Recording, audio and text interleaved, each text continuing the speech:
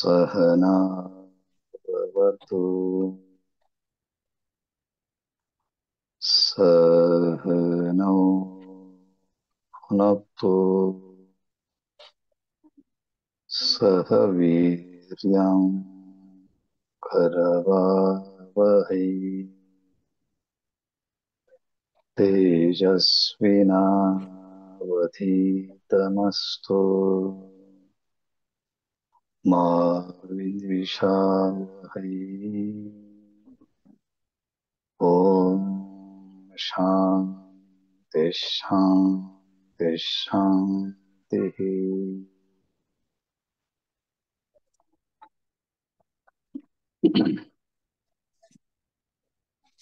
अनेक वक्त्र नयन मनेकाद्भुत दर्शनम अनेक दिव्याभरणम दिव्यानेकाद्यतायुधम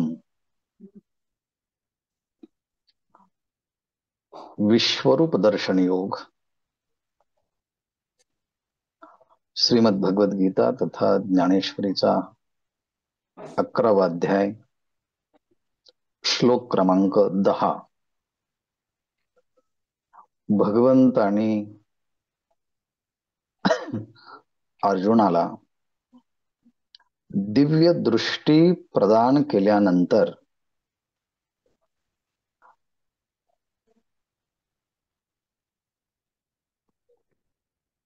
भगवंताची विविध विश्वरूपाचे भाग जेव्हा तो अर्जुन पाहतोय त्याचं सविस्तर वर्णन व्यास शिष्य संजय करतायत। त्यामध्ये भगवंताचे अनेक मुख आहेत, अनेक नेत्र आहेत, आश्चर्यकारक अनेक अद्भुत दर्शन आहेत। भगवंताने अलौकिक अलंकार धारण केले आहेत। अनेक दिव्य अशी आयुध त्या विश्वरूप दर्शनाच्या हातामध्ये आहेत असं अर्जुन पाहतोय। आणि मग सविस्तर हा श्लोक आणि पुढचा श्लोक या दोन श्लोकांच्या मध्ये वर्णन येतं। काल आपला पाठ चालू असतानाच अचानक इंटरनेटचं कनेक्शन डिस्कनेक्ट झालं। त्यामुळे आपल्याला त्या सगळ्या ओव्यांचा समारोप आणि निष्कर्षापर्यंत पोहोचता आलं नाही आणि मग त्याचा पाठाचा सारांशही राहून गेला आहे। आज पुन्हा त्या सगळ्या ओव्या धावत्या वेगाने आपण पाहू आणि मग समाप्त करूया। काल म्हणालो होतो मी की आज आपण ओव्यांचा परिचय करून घेऊ आणि नंतर आपण त्यातला गर्भित अर्थ पाहण्याचा प्रयत्न करूया। ह्यामध्ये भगवंताच्या मुखाचं वर्णन, भगवंताच्या नेत्राचं वर्णन आणि भगवंताने हातामध्ये धारण केलेले जे वेगवेगळ्या प्रकारचे जे आयुध आहेत ते पाहिल्यानंतर ज्ञानेश्वर महाराजांनी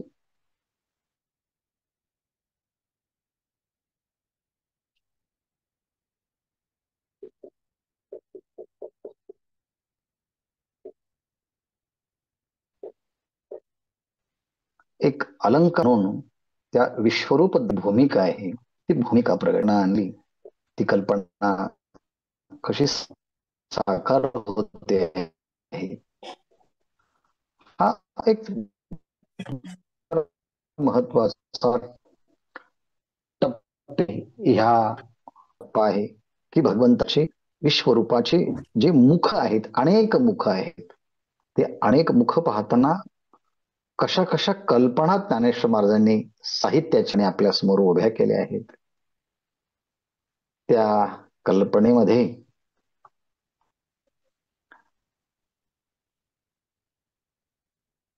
सैंघ वदने देखे, सैंघ शब्दाचा अर्थ आहे अनेक,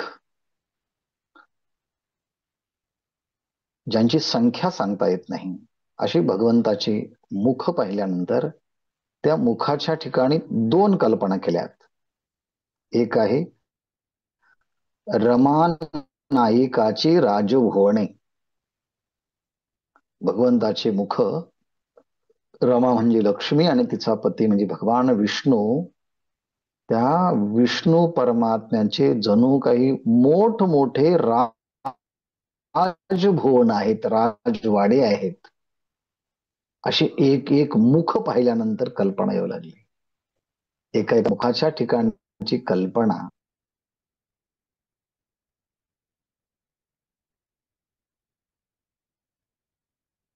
कारक असतं. पण त्या सौंदर्यामध्ये चैत्र महिना आणि त्यात वसंत ऋतू, आणि वसंत ऋतू आल्यानंतर त्या झाडांना नवीन पालवी येते.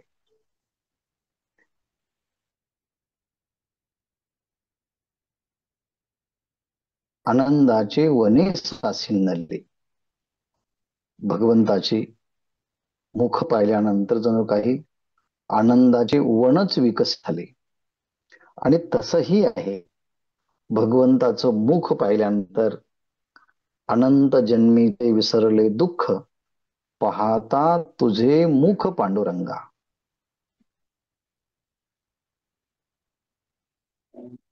तिसरी कल्पना केली, सौंदर्य राणीव जोडली. मुळात सौंदर्य, त्याला एस्थेटिक्स म्हणतात इंग्रजीमध्ये, ते आकर्षण सौंदर्याचं असतंच, पण त्या सौंदर्याला राज्य प्राप्त झालं म्हणजे सौंदर्याची सीमा आहे, त्याच्यापेक्षा सौंदर्य नाहीच, असं मनाला वेधून घेणारे भगवंताचे स्त्री मुख पाहिल्यानंतर एवढ्या एवढ्या भूमिका आल्या. आणि त्या भगवंताच्या एका एका मुखाकडे पाहताना कधी कधी भीती वाटायला लागली. तया माझी एक एक सावयाची भयानक, काळ रात्रीचे कटके उठविली जैसे, काल आपण पाहिलं. एक एक तया माझी सावयाची भयानक, सावयाची म्हणजे सहजच, नैसर्गिक, स्वाभाविक ते जे काही भगवंताचे मुख होते ते अत्यंत भयानक होते, भीती निर्माण करणारे होते. आणि काही जे आहेत, काळ रात्रीचे कटके उठवली जैसी, काळ रात्रीचे सैन्य जणू काही त्यांना युद्ध करण्याकरता सज्ज केलं. आणि म्हणून काळ रात्र असं म्हणत असताना त्या ठिकाणी तमोगुणाचं भूमिका आहेत. सत्वगुणातले लोक पहा, त्यांचा चेहरा पाहिला की आपल्याला वेगळ्या भावना होतात. रजगुणाचे चेहरे असेल तर ते वेगळ्या भावना होतात, आणि तमोगुणाचा चेहरा असेल तर तिथे वर्तमान काळात सुद्धा भीती वाटण्याची शक्यता असते. भगवंताचा तर आहेतच आहे. म्हणून तमोगुणाचा परिणाम म्हणजे ही सृष्टी आहेत, पण त्या तमोगुणामध्ये कधी रजगुणाचं साह्य तर कधी सत्वगुणाचं साह्य. किंवा आणखी पुढे सांगितलं की जणू काही मृत्यूलाच मुख निर्माण झाले आहे. मृत्यूसीची मुखे हो का जयाची, मृत्यूसीची मुखे झाली हो का जे भयाचे दुर्गे पन्नासिली, महाकुंडे उघडली प्रळया नळाची. मृत्यू आला आहे असं नाही, मृत्यू आला तरी जीवांना भीती वाटते, पण इथे असं आहे की मृत्यूसीची मुखे झाली, त्या मृत्यूलाच मुख निर्माण झाले. म्हणजे त्या भयाची तीव्रता किती वाढली असेल पहा. एक तर मृत्यून त्याला मुख निर्माण झाल्यानंतर तो आपला ग्रास कधी करेल काही सांगता येत नाही. म्हणजे भीतीच दाखवली इथे. दुसरं आहे भयांची दुर्गे पन्नासली.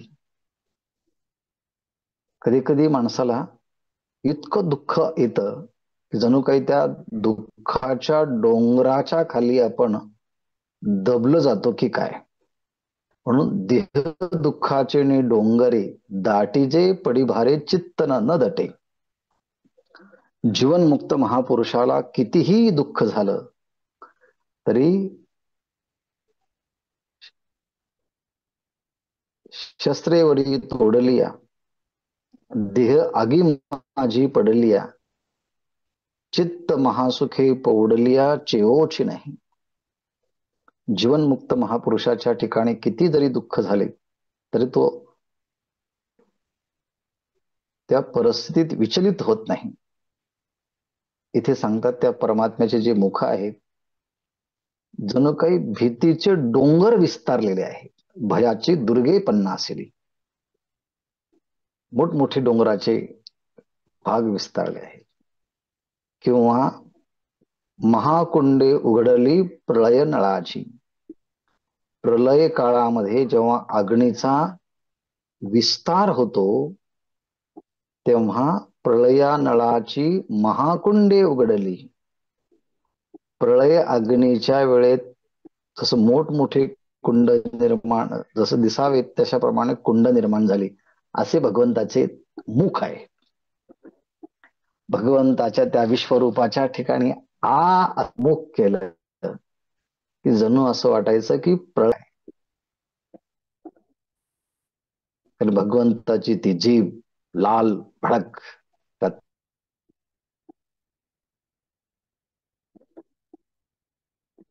अनेक असाधारणे अलंकारे सौम्य होते. असे भयंकर विश्वरूपाचे मुख पाहिलेच. तेथे वदने देखिले विरे. अर्जुनाने ते पाहिलं. पण आणखी साधारण, पण तिथे आणखी सुद्धा पुष्कळ असाधारण म्हणजे असामान्य, युनिक, विशेष असे काही होते. म्हणजे विशिष्ट प्रकारचे अलंकाराने युक्त होते. आणि काही बहुते सौम्य, काही तर रजोगुणाची सत्वगुणाची विशेष अभिव्यक्ती झालेले काही भगवंताचे विश्वरूप असे मुख होते. म्हणून शांत स्वभावाची काही पुष्कळ होत मुख असल्यामुळे ही सत्वगुणाची अभिव्यक्ती असल्यामुळे सौम्य बहुते. ह्या ज्ञानदृष्टीने सगळ्यांचं अवलोकन केलं आणि मग अर्जुनाला कळालं की या भगवंताच्या मुखाचा प्रारंभ कुठं आहे आणि भगवंताच्या मुखाचा शेवट.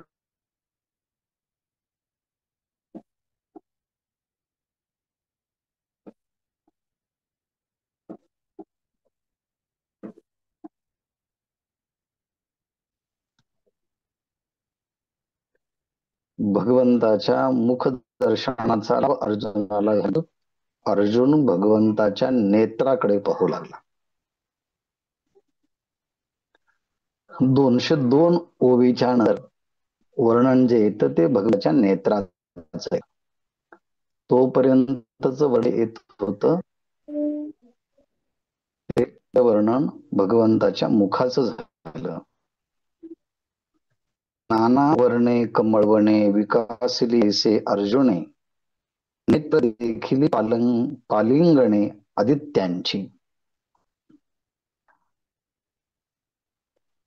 एक संपूर्ण वनच हे कमळाचं वन, म्हणून इथे कमळ वने. पण ही कमळ वने सांगत असताना नाना कवने ही कमळाची वने आणि हे सगळंचे सगळे वन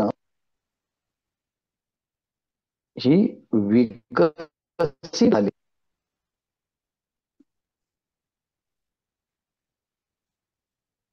भगवंताचे डोळे पाहिल्यानंतर कल्पना येते, नेत्र देखिले पालिंगणे आजी.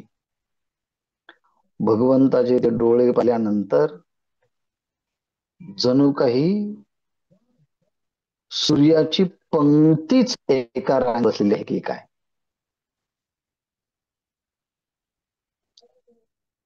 पालिंगणे म्हणजे समूह, पंगत. नेत्र देखिले पालिंगणे आदित्यांची. आदित्य म्हणजे सूर्यांची रांगच एका बलाशी उभी केलेली आहे की काय. विविध प्रकारचे कमळच जणू काही विकसित झाले की काय, अशी भगवंताची ते डोळ पाहू लागला. वेगवेगळ्या रंगाचे भगवंताचे ते नेत्र होते, किंवा दाढ असणाऱ्या मेंढी फळी असावी, आणि त्यामध्ये कल्पांतीच्या विजांचा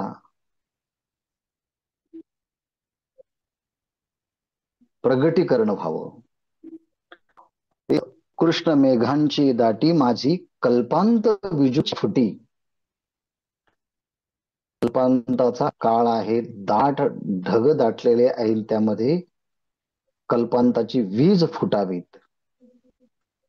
तस वनी पिंगळादी भ्रुभंगारी भुवयांच्या का जो भाग आहे, म्हणजेच हे नेत्र जे आहेत, वन्ही पिंगळा देठी अग्नीसारख्या पिंगट वर्णाची ती दृष्टी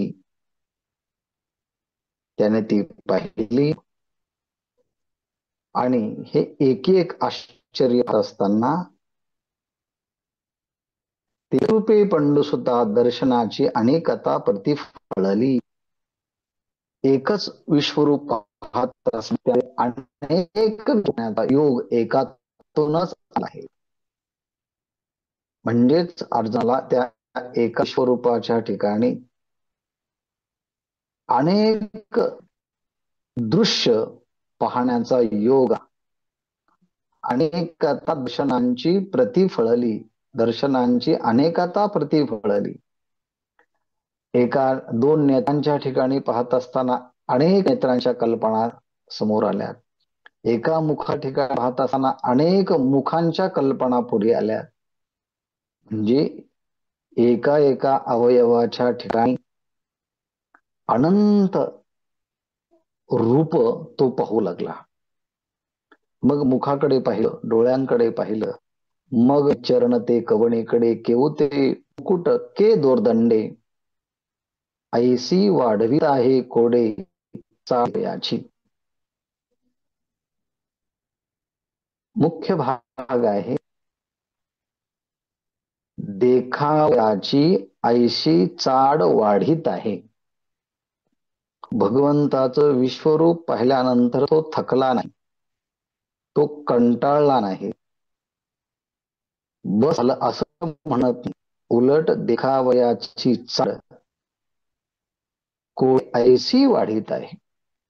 पाहण्याची आवड जी आहे ना, आणखी आणखी कौतुकाने तो वाढवत आहे. मग तो म्हणतोय, भगवंताचे चरण कुठे आहे हो? भगवंताचा मुकुट कुठे आहे? भगवंताची बाहू कुठे आहे?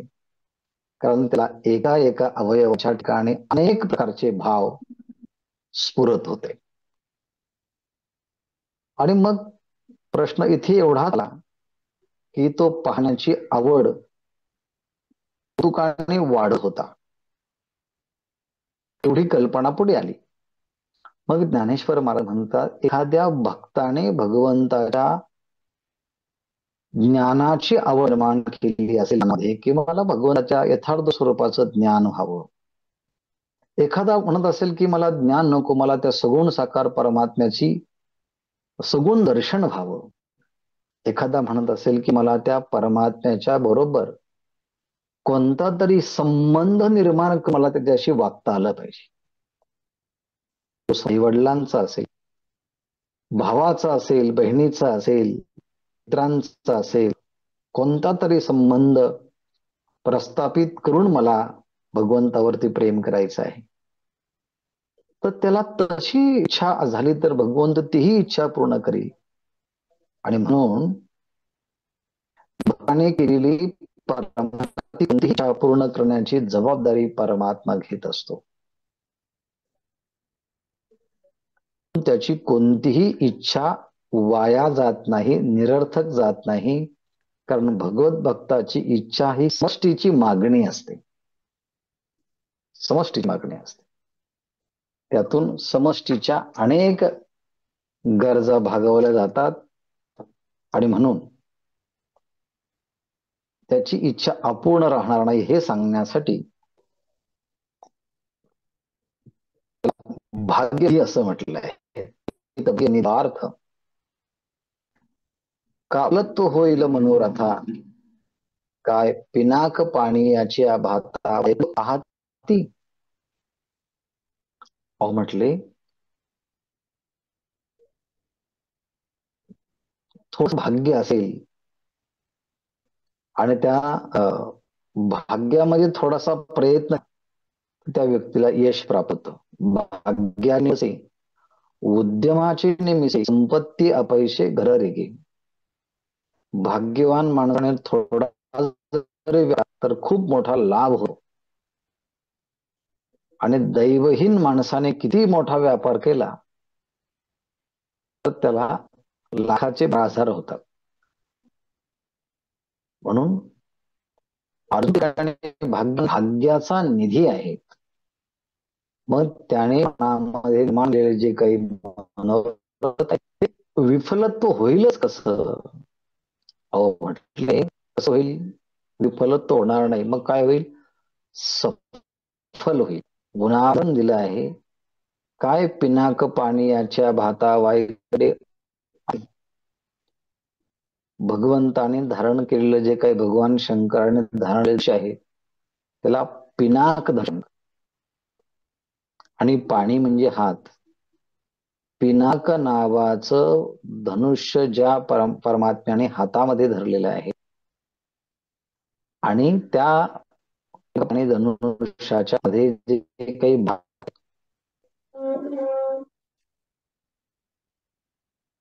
ते भाते काय वायकंड अति. वायकंड अर्थ आहे निष्फळ.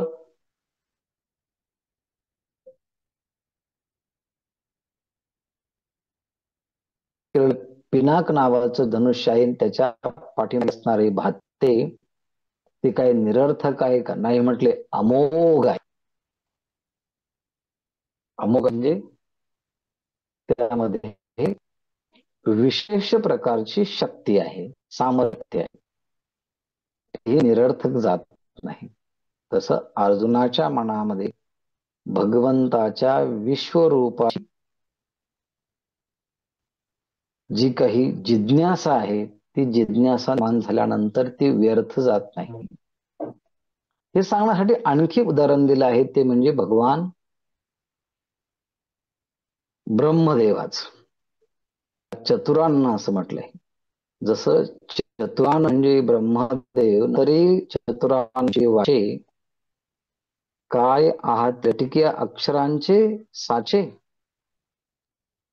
या साहित्यिक शब्दाचा अर्थ होतो ब्रह्मदेवाच्या मुखामध्ये निघालेले अक्षर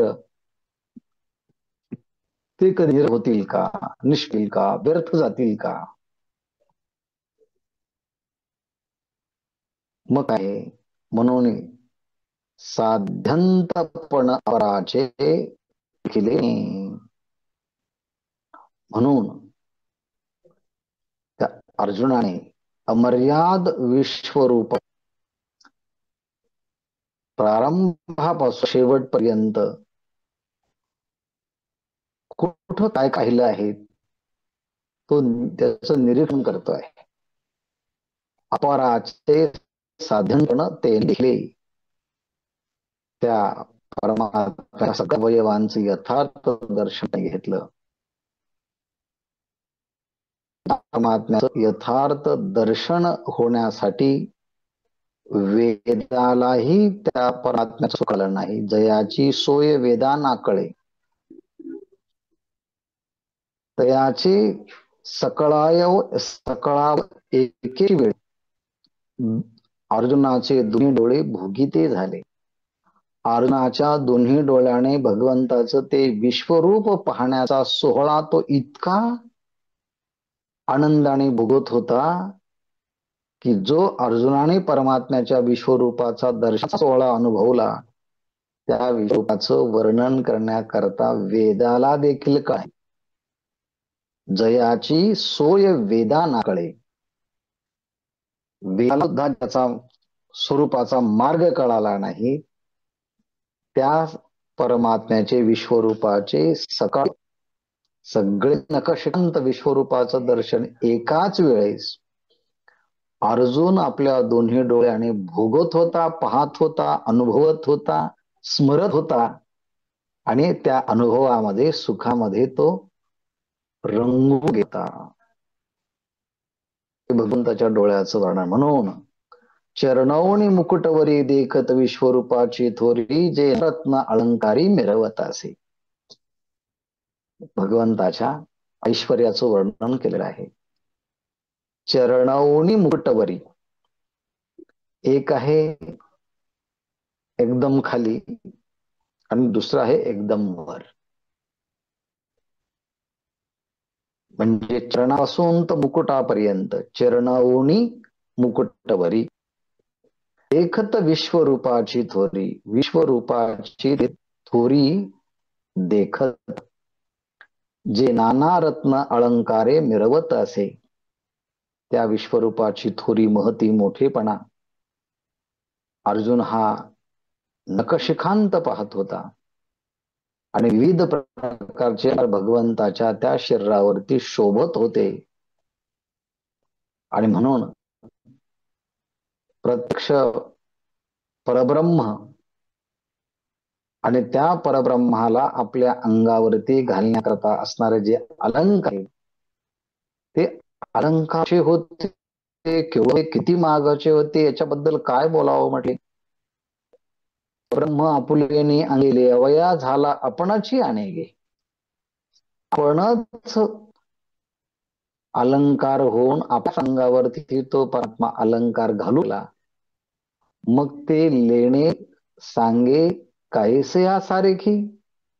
मग सांगा बरं, ते अलंकार कशासारखे दिसत होते. अहो म्हटले, भगवंतच शरीर झाला आणि भगवंत अलंकार झाला, तर त्या अलंकाराचं वर्णन माझ्या वाणीने होईल कसं.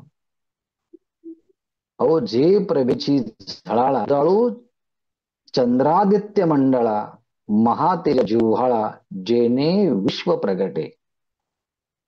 जे तेज त्या अलंकाराचं होतं, भगवंताने आपल्या अंगावरती जे काही अलंकार होते, त्या अलंकाराची जी प्रकाकी होती, जो काही तेज होतं, जे काही सौंदर्य होतं, त्या तेज काय झालं म्हटले. चंद्र आदित्य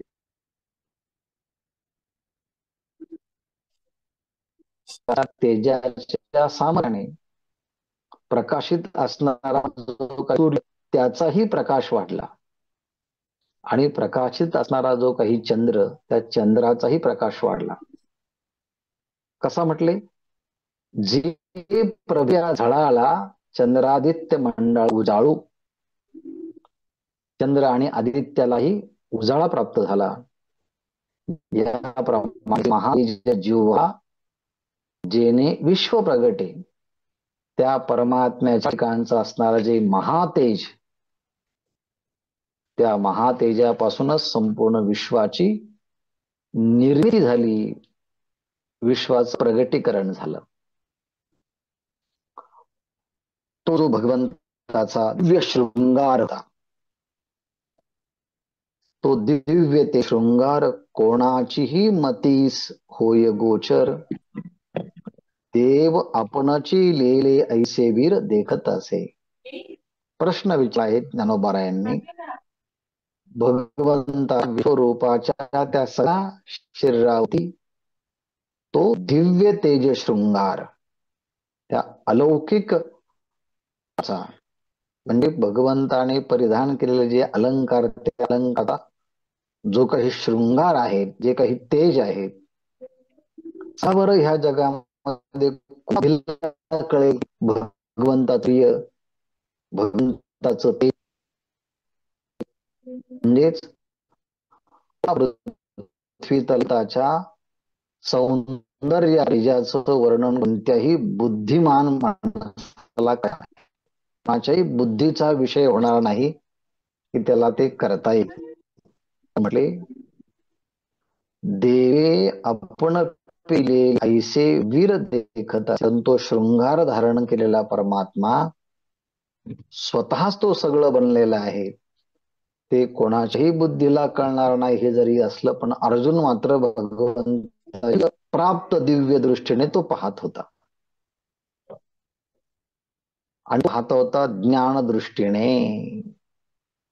मग तेथे ज्ञानाची डोळा पाहात करपल्ल जव सरळा, तुरीत कल्पांतीची ज्वाळा, तैसे शस्त्र झळकत देखे.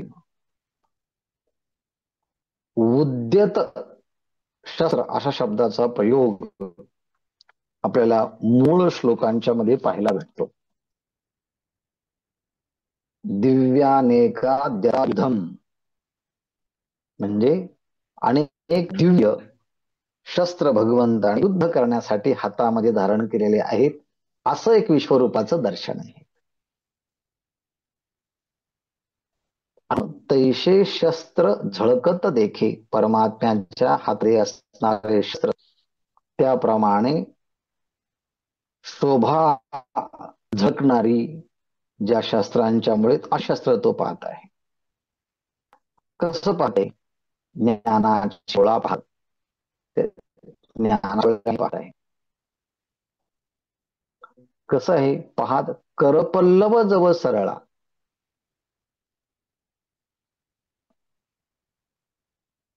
करपल्लव जव सरळा, भगवंताचे जे हात आहेत, तेव्हा त्या हातामध्ये तुडीत कल्पंतीच्या ज्वाळा,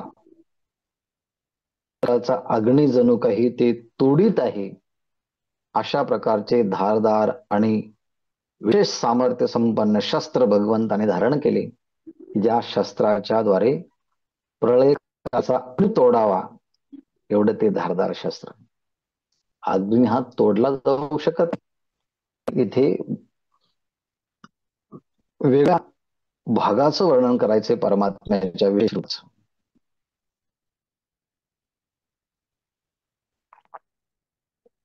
काय आहे इथं जे काही झालं आहे तो परमात्माच झाला आहे. आपण अंग, आपण अलंकार, आपण हात, आपण हतियार, आपण शरीर देखे चराचर कोणले देवे. हे विश्वरूप होताना आपल्याला ह्या विश्वाचा जर विचार केला बारकाईने तर एक गोष्ट लक्षात येईल. हे सगळे जगामध्ये जेवढे काही व्यक्ती आहेत तो कोण आहे? परमात्माच. जेवढं काही वृक्ष आहे तो परमात्माच आहे, तो परमात्मा. त्यांचे हात, पाय, परमार्थ हे भगवंताचंच विश्वरूप आहे सगळं. या पद्धतीने सुद्धा भगवंताच्या विश्वरूपाचं ध्यान करून आपण परमात्म्याच्या जाऊ शकतो. आपण अंग, आपण अलंकार, भगवंत स्वतः आपणच सगुकार होतोय, आपणच अलंकार होतोय, हात आपणच होतोय, हातामध्ये केलेले जे काही शस्त्र हतियार आहेत तेही आपणच होतोय. त्या सगळ्यांच्या मध्ये असणारा जीव सुद्धा आपणच होत आहे. आणि देखे देवे कोंदले, संपूर्ण चराचर विश्वामध्ये तो परमात्माच व्याप्त आहे, त्याचीच व्याप्ती सगळीकडे. देखे देवे चर कोंदले. देवानेच संपूर्ण चर आणि चरसृष्टी आपल्या अस्तित्वाने व्यापून आहे. तर परमात्म्याचे सगळे परमात्माच आणि अलंकार सगळं काही परमात्माच आहे.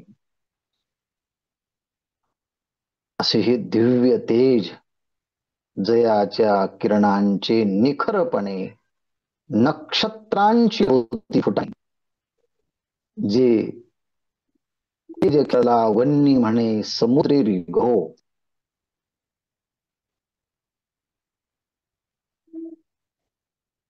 जयाच्या किरणांचे निखरपणे भगवंताच्या शरीराचं जे काही सौंदर्य आहे, जे काही तेज आहे, म्हटले जयाची म्हणजे ज्या विश्वरूप परमात्म्याच्या किरणांचे निखरपणे, किरणांचा जो काही प्रखर उष्णता जी आहे ती इतकी होती वाढलेली, नक्षत्रांची फुटाणे होती. त्याच्या साह्यानं नक्षत्रच आता आकाशात काही फुटाणे होतात काय, म्हणजे संपूर्ण नक्षत्रच आता परमात्म्याच्या तेजाने भाजून निघत आहे. नक्षत्रांची होती फुटाणे, तेजे खिरडला वन्नी म्हणे समुद्री रिघो.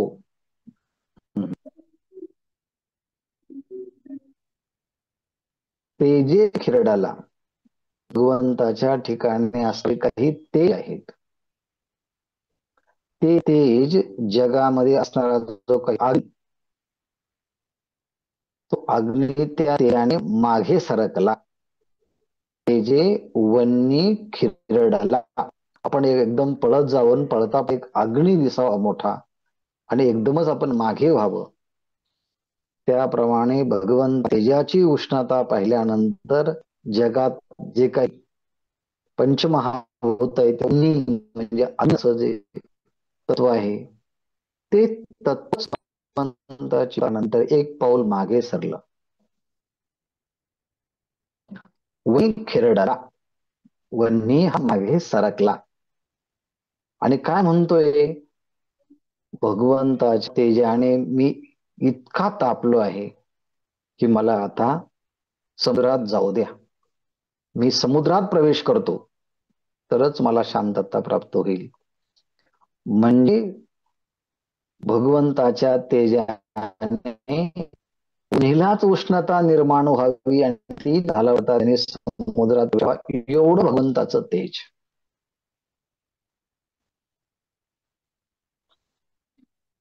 मगाळ कुट कल्लोळ कवळिले नाना विजूंचे दांग उभे तैसे अपार खिले युधी. या युद्धामध्ये तयार झालेले जे काही भगवंताचे हात आहेत ते किती आहे, अपार कर.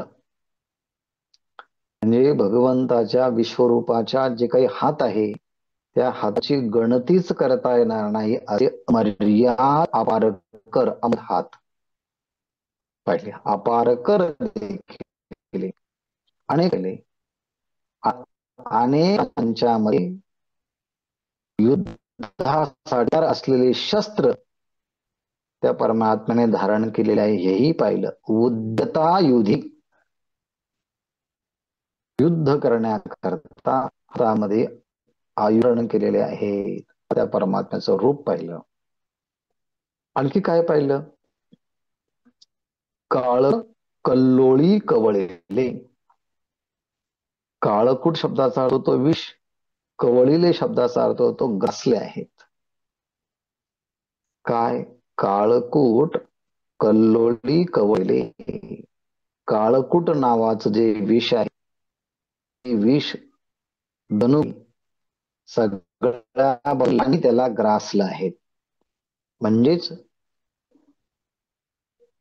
काळकूट कल्लोळी कवळीले. काळकूट नावाचं विष जणू काही त्या कल्लोळाने गिळंकृत केलं, पिऊन टाकलं.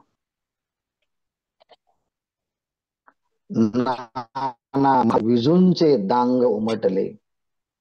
प्रलय कालचा जो आहे त्याप्रमाणे भगवंताच्या त्या तेजाचं एवढा मोठा विस्तार झाला आहे की जणू काही विराचे अरण्यच ठिकाणी प्रगट झालं की काय असं वाटायला लागलं. म्हणजे प्रलय काळचे वीज जशी चमकावी तसं ते सामर्थ्य भगवंताच्या तेजाचं आहे. असं अपार हात आहे, त्या हातामध्ये युद्ध करण्याकरता शस्त्र धारण केलेले आहे. त्या परमात्म्याचं आहे.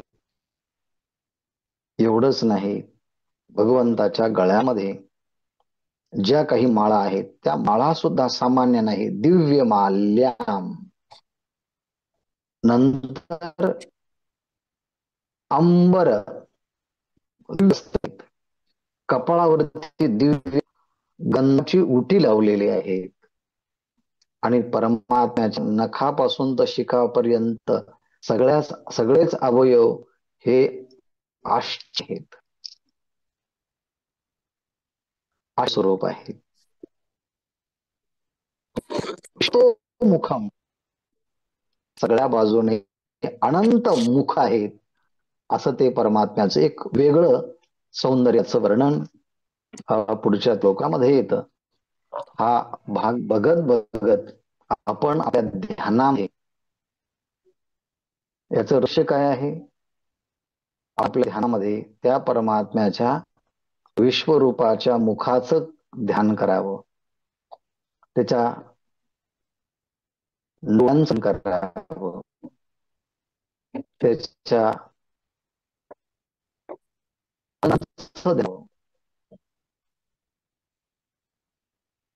शरीराचं करावं आणि अलंकाराचं ध्यान करावं. आणि सगळा काही परमात्माच आहे, मध्ये मी सुद्धा परमात्मा आहे, असं ध्यान करत करत आपल्याला एक व्यापक भूमिका तयार आणि विश्वरूपाचं ध्यान करता करता आपल्या मनातील शुद्ध कल्पना मावळून जाईल आणि आपणही त्या व्यापक रूपाचा एक भाग आहोत याची जाणीव निर्माण होईल.